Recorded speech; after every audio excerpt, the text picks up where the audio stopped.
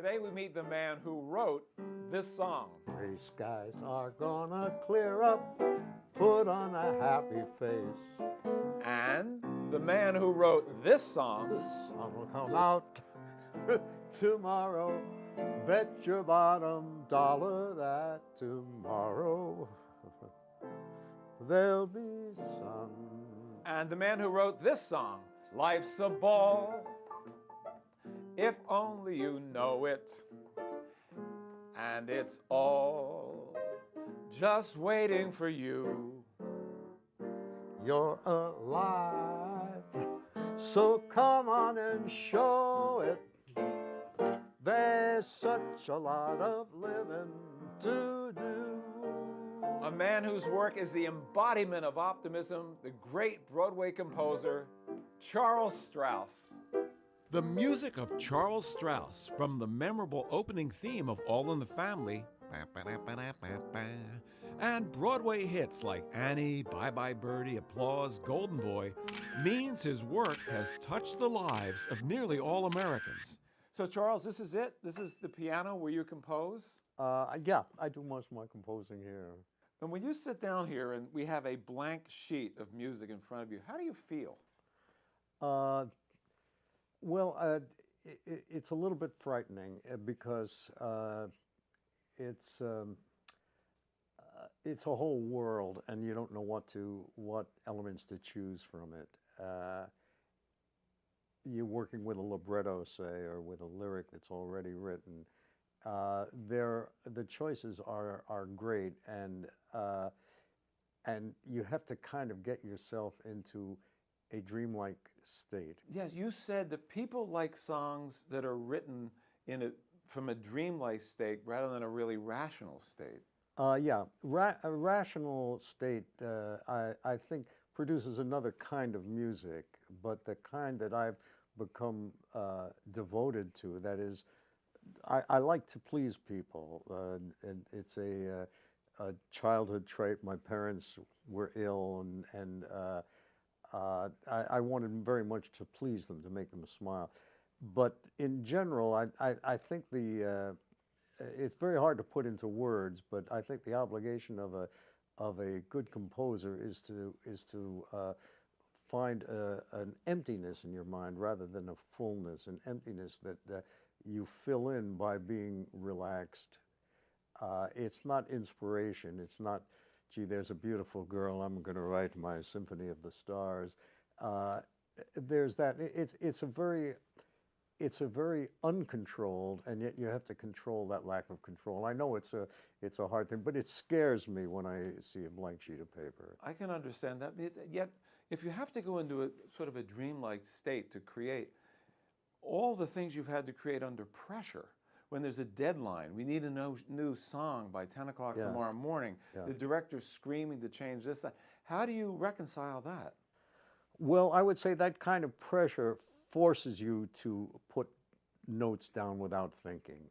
It's a hard thing to explain, and I'm not sure every composer would agree with me, but that pressure sometimes says, well, just that's the note you're going to choose, and you don't have time to think about it, to figure it out. And that pressure sometimes helps. It has in many cases in my life. And then, of course, there is just something called genius, where you don't know, and I don't claim to be a member of that clan, but where your technique, your control over the materials is so great that you can take one from column A and one from column B, so to speak. Just any quick story about one time when you were really under pressure and came through? With all the musicals. Yes, I would say there was a song in Annie where we felt that the beginning of the show wasn't working, and we had to have a song which somehow drew the audience in.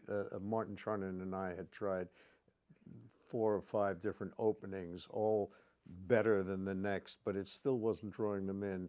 According to your being in the theater, feeling the Yeah, audience. Yeah. feeling the audience is the best way for composers to write for the stage.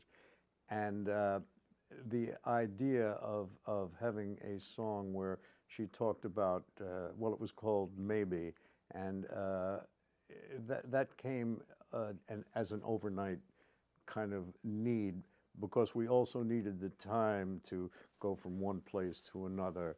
And I would say that pressure helped, because it made the list of decisions a very short one. We had tried everything else. Now, I was doing some computing. If I get this correctly, at this stage of your life, you're in your 7th decade, beginning your 7th decade as a composer. And I want to ask you a couple of questions about working at this stage of your life. How is the creative essence of your personality or your creative drive now, and what comes to you creatively, any different than when you're in your 20s, your 30s, your 40s, if at all? That's it's tough for me to say spontaneously. I know there is a difference, and I'm not sure it's a beneficial difference. I mean, for one thing, I'm financially secure, and it would seem to me just as harmful as not. You know, I get up and I work, and there's not that compulsion to do it, so it does relax the brain a little bit. Also, there's not a direct line to my parents and wanting to make them proud. I still do, though they're not with me anymore. But the rest has to do with I suppose a kind of wisdom you learn about people. There's I'm not quite as it's not quite as necessary for me to please them as it is to do something which I feel in my heart is good. I don't think I'm answering it well, but that's. Well, let me ask you another way of sort of saying the same thing. It seems to me that you're as involved in your work, and your work is as important to you now as it's ever been. Is that correct? Yes. Why? Well, it may be. I don't know. I've thought about it. When I was younger and we first had children, I was, I think, a less good father because of it. You know, I really wasn't that good at playing ball with my son and going fishing. I did it, but I was anxious to get back to. You were thinking about music while you were casting the line. Today, they're all, thank goodness, very happy and all married or almost married, and it's I think it's a life force with me now. You know that a lot of people drink carrot juice and take certain things. I do that too, but I honestly feel getting up, thinking about writing is helping me live as happily and healthy as I have been. It's a wonderful answer. Just if you can expand on what music to you at this stage of your life, as your 80th birthday, is a life force. Yes, can I or? Yes, if you can elaborate on that. Well, I don't know whether I can elaborate it, but it does give me something to get up in the morning for. I mean, I like reading the newspaper, and I like relaxing. I like having a martini at around 5. I think it is appropriate, and but having something to chew on, so to speak, is a very, I can feel it being a healthy influence in my life. I feel it gives me a bearing and an anxiousness to get going, you know, and it's got to be a life force. That's wonderful. That's absolutely wonderful. I want to talk about a couple of these unbelievable songs. I Put on a Happy Face, and maybe we can get into doing a little bit here. Just tell us a story behind that song, Put on a Happy Face, from Bye Birdie. You didn't want it in the show. I wanted it taken out of the show because Gower Champion, who directed it, directed a brilliant number in a television studio in which Dick Van Dyke was giving orders to the lighting people they were expecting Conrad Birdie to appear, and he wanted the lights to be absolutely correct, and he was saying, all right, yellow over there, and this, and so they shone the various lights on his face, and Dick Van Dyke, as most of the world knows, has a very plastic face and dances well, and Gower staged a brilliant number, and all the technicians, guys like that are here now, they sang and they danced, and the number didn't work. And that was put on a happy face. That was put on a happy face. And it did not work in that setting. It did not setting. work, and Dick Van Dyke was not coming off well in the show, which was important that he did. Mm-hmm. And so I said, we'll do another number. And instead, Marge Champion had the idea to keep the song. She liked the song. I was to throw it out. I'm very quick at throwing out. And she said, have Dick sing it to two sad little girls, sad because Conrad Birdie was being taken into the Army, and they were waiting at the station, and he said, Dick will cheer them up and do a tap dance with them. And I was against it. I fought everybody. First of all, I was close to being out of music school, where I was been writing very serious music. I said, gee, virtually the first number of this show is going to be a tap dance with two little girls. And I was embarrassed about it. She insisted, and she was very smart. And as soon as it started, when he said, cheer up, little girls, and started doing, the audience, you can tell, they just went quiet, and they loved it. He got great cheers from it, and his applause at the end of the show was overwhelming. Would you do a little of that for us now? Put on a happy face? Oh, I'd love to just sit here and get a happy face myself. Gray skies are gonna clear up, put on a happy face, brush off the clouds and cheer up, put on a happy face. Take off the gloomy mask of tragedy, it's not your style. You look so good that you'll be glad you decided to smile. Take out a pleasant outlook, stick out that noble chin, wipe off that full of doubt look, slap on a happy grin, and spread sunshine all over the place. Just put on a happy face.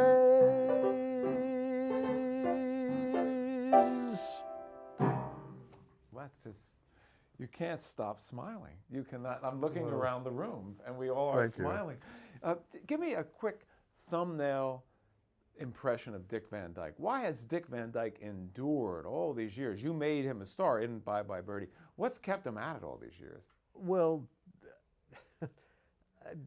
I didn't make him a star. No, he would have been a star. No, but I appreciate what you're saying. He became a star in Bye Birdie. He has a naturalness, a cheerfulness.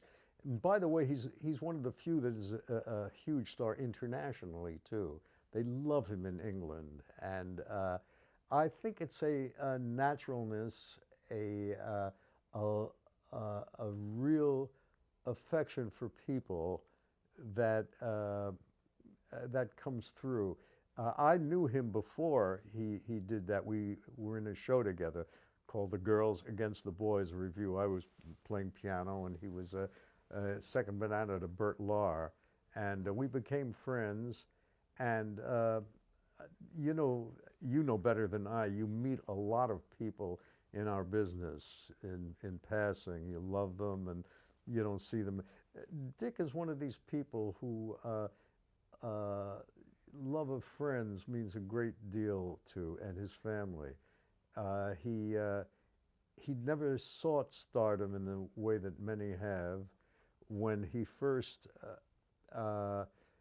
left Birdie, he had won the Tony Award, and he said, I'm going to Hollywood, and I said, don't do that. You have your choice of parts here. You're now like a #1 leading man. He said, no. He said, I got an offer in California, and I think they were paying him $2,500 a week, and he said, I can support my family. That was his big thing, rather to be gleaming in the light. He wanted to support his family, and that explains him. He really has a great deal of love in him. Let's talk about Tomorrow, the song Tomorrow from Annie. Tell us again the story behind that, because that's yet another interesting story. Well, it's one of those things that I guess people who are either interested in the theater as a craft or just, you know, think of it as an oddity. But that song, there was a moment where the little orphan girl, Annie, meets the dog. There was another part of it which isn't in there where she gets beaten up by some tough boys, and she meets a cop who says, whose dog is this and what's his name and all that.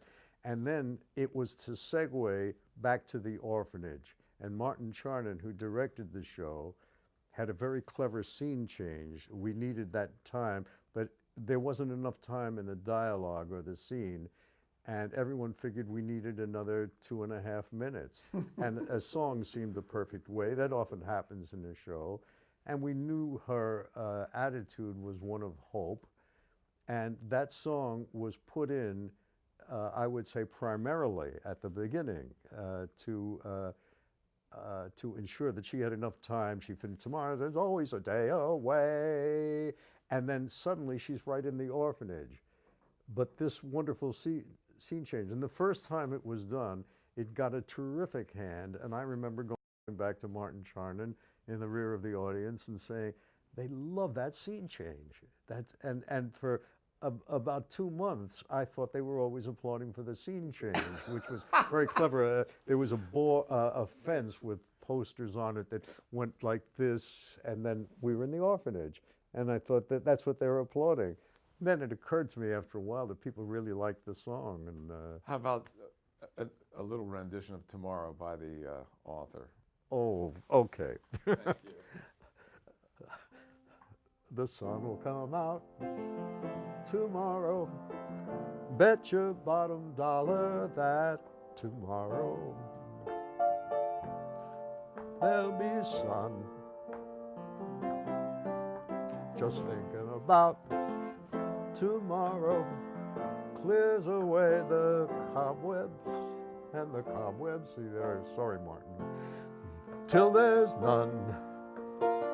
When I'm stuck with a day that's gray and lonely, I just stick out my chin and grin and say, oh, the sun will come out tomorrow, so you gotta hang on till tomorrow. Come what may, tomorrow, tomorrow, I love you tomorrow, you're always a day away.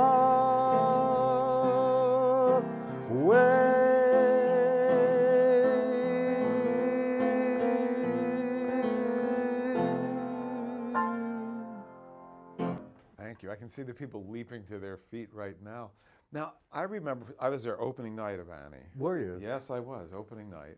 And I went back to see it one other time, and I also had the privilege of staging a benefit for Memorial Sloan Kettering Pediatric Wing with Sarah Jessica Parker, one of the people performing for me in the benefit, when she had the lead in Annie. She's such a huge star now. Reflect, if you will, for a moment on this little Sarah Jessica Parker you first met and what there was about her long before Manolo Blahniks came into her life that drew you to her. Well, she's an extraordinarily talented actor. And I worked with her first in a little review of mine when she was 9 years old called Bye Strouse, and at the Manhattan Theater Club. And then brought her, I can say I brought her into it because I had to fight all of my collaborators on that one. I don't take credit for many things, but I do take credit for that. They all thought, and probably correctly, that she was a little bit too gloomy looking. She was a kind of sad looking little girl, whereas all the other Annie's had been more perky. Like Andrea Ricardo. Andrea and tough, but Sarah Jessica had it all. She had the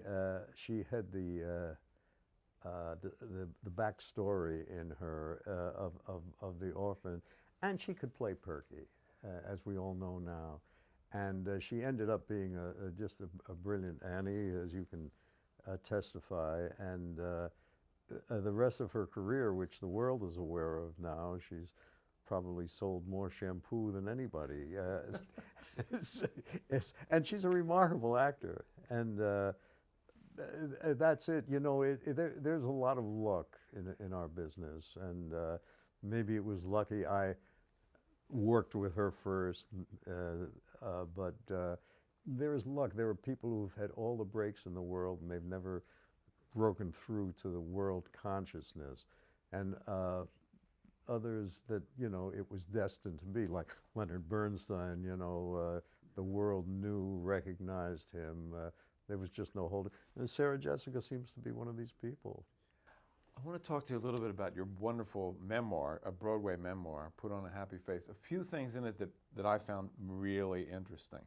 From Golden Boy, my favorite Strouse show is Golden Boy. I saw that a couple of times. There's a song there which you wrote both music and words, No More. And Martin Luther King actually came to see the show twice and talked to you personally about what that song meant to him. Tell us that story. Well, first of all, I wrote the words because Lee's Lee Adams. Lee Adams, his wife was sick, and he was out of town, and the director wanted a song which had racial overtones, but at the same time was about this young man's frustrations with this woman. And it was a hard thing to put together, and but he insisted. So one night and the day I wrote it anyway, it was a very tough song to write because it was all about black power, among other things, but also about love, the capability of love in spite of being stepped on. And Dr. King was a friend of Sammy's and came by the show 2 or 3 times. And I mean, it's a very proud thing in my life, which is why I put it in the memoir. Can you just recite some of the words to No More? Well, I ain't going down no more. I ain't gonna cry no more. Now I'm standing up, getting off the floor. And I won't be your slave no more. He was singing to the woman who had rejected him. So it had a double meaning, which was the part that was difficult about it. But it turned out that all the people in the neighborhood in Harlem picked it up, and it became an anthem in the show. And that was the one that Dr. King said that it was his favorite song, and he was going to use it. And he asked me for a copy, and I sent him a copy, and he was assassinated. And but the story is very much alive in my heart. Absolutely. While we're talking about that period with Golden Boy, another iconic, great entertainer, Sammy Davis Jr., another thumbnail sketch. Why do you think Sammy Davis Jr. had what he had and lasted as long as he did? Sammy, what he had encompassed everything. I mean, he was a man that was spat upon and urinated on when he was in the army. He had all the tribulations of many black men of his generation, but he had a cleverness and ability to adapt. I wrote actually in the book that he was the only man I know. He could start a sentence. He always did it for a joke. He'd start, "Hello, how are you?" and then end up doing Amos and Andy in the same thing. And it was very funny, but it was also a really good projection of who Sammy was. He grew up knowing he needed the white world and making the decision to be of the white world yet reserving a certain part of himself for the other world. And he became Jewish, I think, for exactly that reason, was a very serious Jew. The interesting thing, well, I found an interesting thing in the book about the Coca-Cola story of Sammy Davis Jr. Yeah. It's a little element. Yeah, Sammy always, not always, but said to me a few times, he would drink out of my glass. And he said that was a test to see how I felt about black people. And I wrote in the book, I never knew whether I passed, but I knew whether I passed. Of course you did. Of course you did. The song that we did a little bit at the beginning, Got a Lot of Living to Do. I love that song. It was like an anthem. It's like the bat signal. You're so nice. What? No, but that was for me when I was in my 20s. That was like the bat signal for life. You know, got a lot of living. Will you do just a little of that? Sure. There are girls just right for some kissing, and I mean to kiss me a few. Oh, those girls don't know what they're missing. I've got a lot of living to do. And there's wine all ready for tasting, and there's Cadillacs all shiny and new. Gotta move, 'Cause time is a-wasting. There's such a lot of living to do. This is the part I like. There's music to play, places to go, people to see, everything for you and me. Life's a ball if only you know it, and it's all just waiting for you. You're alive, you're alive. Come on and show it. Come on and show it. There's such a lot of living, such a lot of living, such a lot of living to do.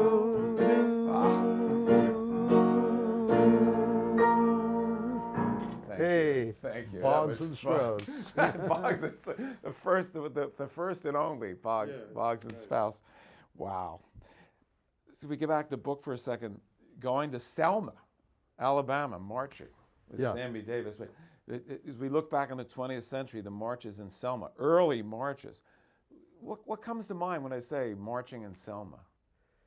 Well, the first thing that comes to mind is the fact that I wasn't worried about it at all. I felt very safe, but everybody in Sammy's entourage, African American people mostly, they were frightened. And for good reason. There had been 2 shootings. This famous sheriff met all the planes. Bull Connor, in which he met our plane. But I didn't figure, but just being white, I figured, that, hey, nobody's going to say, get out of here. And it was true. But it was a brave thing to do. And we marched and we all prayed. It was in the rain, and that was part of the ceremony. And no person in Selma would give us a place to meet and pray. And we all stood on a field, and it was pouring rain, and we all stood knelt on caskets because the black undertaker in town let the caskets be used. As a platform. As a platform where there was speeches and all. And it, to me, I think New Yorkers in particular, these are my, if I say brothers, it sounds a little pretentious, but I grew up, I went to public schools and wrote shows with African American. It's a much more natural thing for me. But there were a couple of frightening times. The one frightened time I had, and I again put it in the book, was when the Alabama National Guard, and these were mostly young kids, rolled past us in trucks, and they held their rifles, I remember, down like hunters do, you know, and that scared me a little bit. But most of the time, everybody was very comradely about it, and it's made me feel that I've done my little bit. I don't take a big bunch of credit for that, and it's part of my generation. And you know, today, you know, if I could, I can't claim any credit for Obama, but in a sense that I'm part of the wave that swept over our country, which obviously now has permeated all our thinking. Well, you certainly with Golden Boy. I mean, you did that. You really broke great racial barriers with Golden Boy on this stage. The first biracial relationship, the first biracial physical contact, kiss between a black and a white at that point. It was like, continuing on in the book, there's something that really surprised me. The physical altercations with people that you've actually had. Like with Warren Beatty, for example, when you were writing the music for Bonnie and Clyde, you actually ended up pushing and shoving and rolling around on the floor. Yeah, it's funny. Yeah, he's 6 foot, well built. I'm pulling it in a little bit for this interview, but I'm not well built. But he did something, and he's brilliant, by the way. New music was coming into the picture then, and I wrote in some of the love scenes. I really like what I did, you know, and he was constantly saying, you know, can't we use a tuba there or an accordion? I mean, he was hearing something, but he's not a fool. And I listened to him. I tried to accommodate all the new sounds he thought he was hearing, but there was 1 or 2 points where he would make the changes while I was conducting and say, hold it, you know. Now that's his province because he was producer of the picture. But once he did it, and I got very angry, and I'm sure I didn't push him, but he may have pushed me, or I don't know. And we started physically fighting. I said, my God, this guy is muscular, 6 foot, something or other, and why am I fighting with him? With Warren Beatty. Yes, and he's Warren Beatty. But we actually, and then somebody pulled us apart. Arthur Penn. Arthur Penn pulled us apart.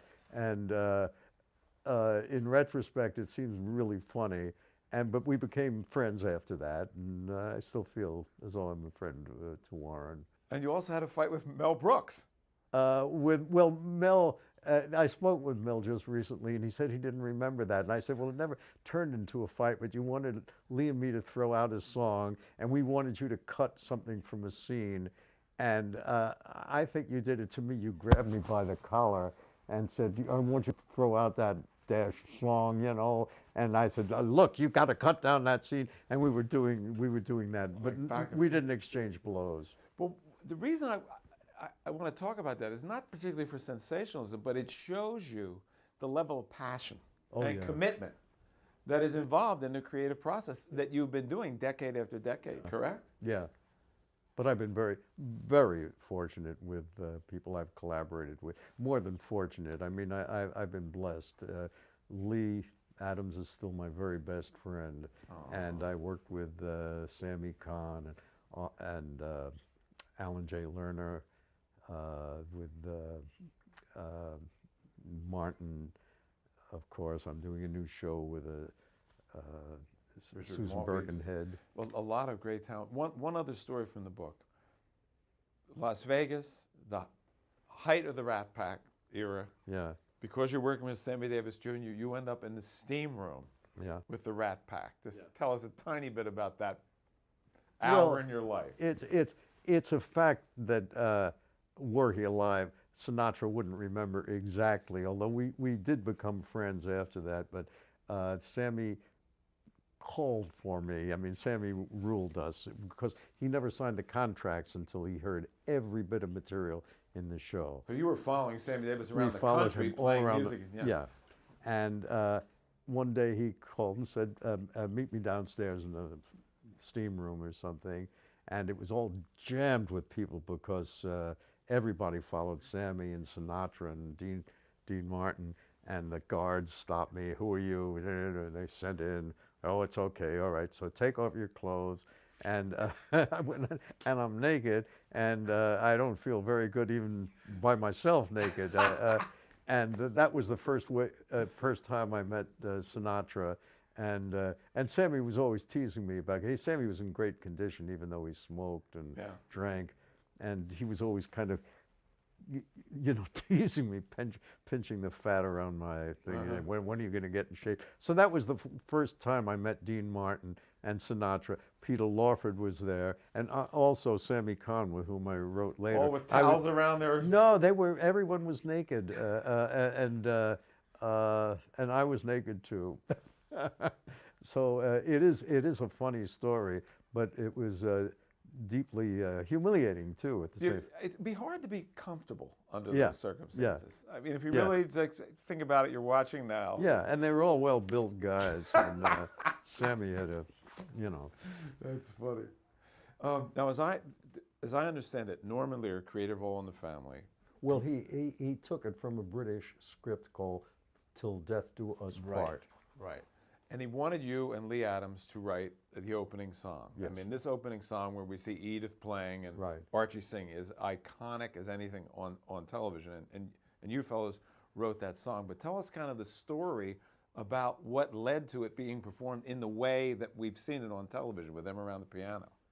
Norman, who was producing the show, and as I recall, directing the television version too, wanted to do the last song with chorus backstage and orchestra. Big production. Off stage, off camera, but he had no money. He had a couple of $100 left in the budget, and I told him he couldn't even hire a studio for that. And I suggested something. I'm pleased about it. Was when I was a kid, my mother used to play piano, and we all, the family, gathered around while she played piano. And it was among the happiest moments of my life.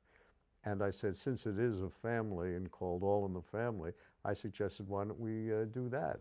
So they just gathered around the piano, and it was me playing. And actually, for the first few showings of the thing, that was me playing. But then they found out they had to pay me.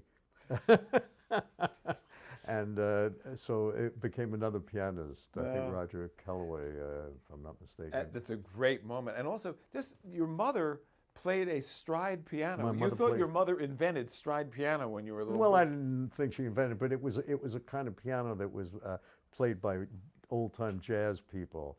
And that's the way she... yeah, give us a sample. Well,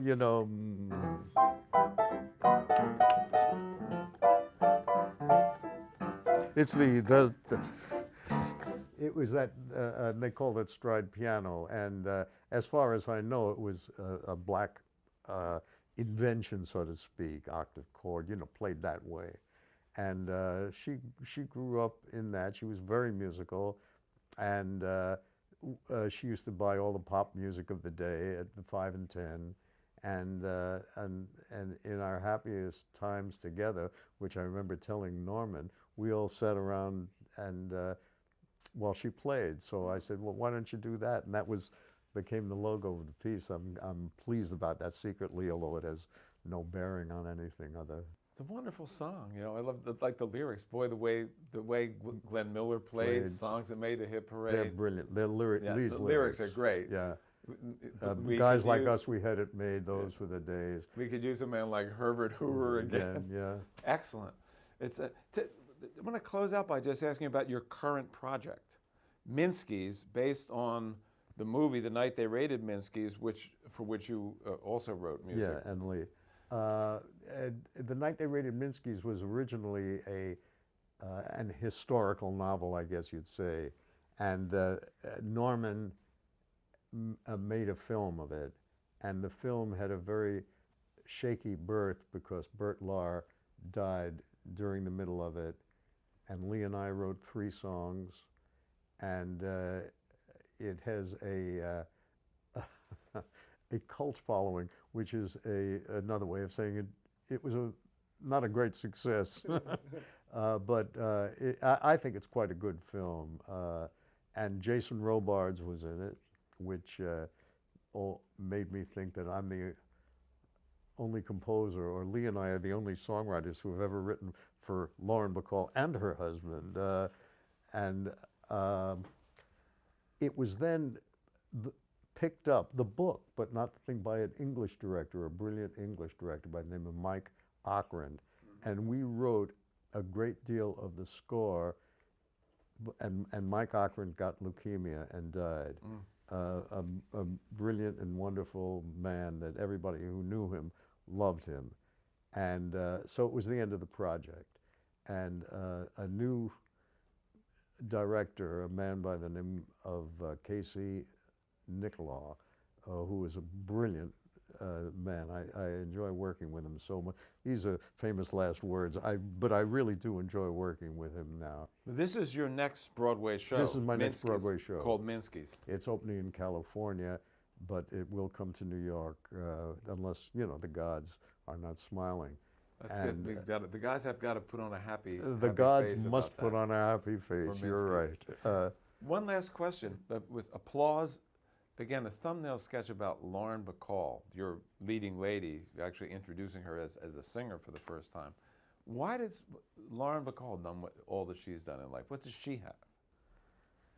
Oh, well, it would take more than the thumbnail, Yeah, but she is a very dedicated, very smart, obviously very talented, but probably the uniqueness of her.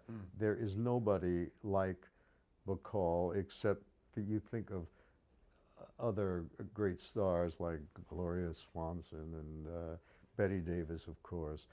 She has, beyond her ability to act, and in her case sing, she's a good musician, Lauren Bacall. She's unique. She's unique. You make like Lauren Bacall. There's only one of her, and for some reason, it's rare that an actor comes up whose uniqueness and ability are both at such a high level, and she's one of them. Well, you're also one of a kind, Charles. I really want thank to you. thank you very much. This has been sitting here in your office, having you play, singing along. It's been a treat for all of us. Well, I appreciate that. Thank you. Thank you.